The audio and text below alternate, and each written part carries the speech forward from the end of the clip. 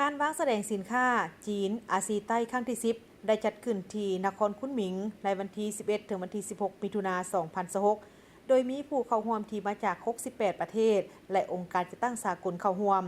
ซึ่งได้กวมเอาพื้นที่ทั้งหมดของอาซีใต้อาซีตะวันออกเฉียงใต้และประเทศสมาชิกอาเซียนมีผู้ซื้อระดับมืออาชีพหลายกว่า1,500 คนมาเต้าโฮมกัน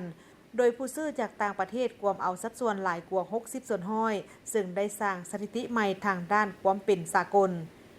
การวางแสดงดังกล่าวนี้มี13หัวข้อเวทีอาซีตะวันออกเฉียงใต้ได้ฮีบโฮมเอาบริษัทชั้นนำของอาเซียนมาร่วมกันโดยมีกาแฟเบียร์และผลิตภัณฑ์พิเศษและอื่นๆของลาวได้รับความนิยมเวทีการค้าการบริการที่สร้างตั้งขึ้นใหม่แม่นสุมใส่ปัญญาประดิษฐ์และการค้าดิจิตอลโดยแสดงให้เห็นถึงเทคโนโลยีที่ทันสมัยเช่นหุ่นยนต์ AI และพลังงานประมวลผลข้ามสายแดน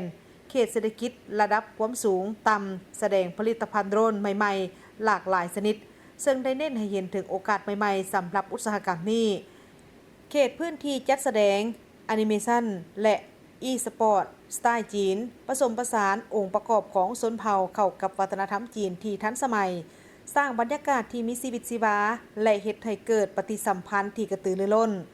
ศูนย์ท่องเที่ยววัฒนธรรมและกีฬาภายใต้หัวข้อชีวิตแบบยูนนานได้นำเสนอภาพรวมของการแสดงมรดกวัฒนธรรมนามธรรมและการส่งเสริมการท่องเที่ยววัฒนธรรมผลิตภัณฑ์ที่เป็นเอกลักษณ์หลากหลายชนิดรวมทั้งผลิตภัณฑ์วัฒนธรรมและความคิดสร้างสรรค์ของชาววาเมา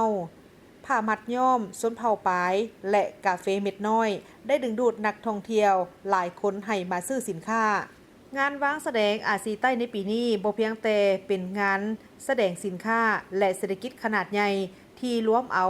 ลักษณะสากลเข้ากับลักษณะท้องถิ่นเท่านั้นแต่ยังเป็นขัวต่อของการเชื่อมโยงวัฒนธรรมที่หลากหลายตั้งแต่เทคโนโลยีที่ทันสมัยไปจนถึงมรดกวัฒนธรรมนามธรรมและผลิตภัณฑ์สร้างสรรค์ตั้งแต่การค้าดิจิตอลไปจนถึงสินค้าที่มีคุณภาพสูงและเป็นเอกลักษณ์งานวางแสดงสินค้าอาซีใต้แสดงให้เห็นถึง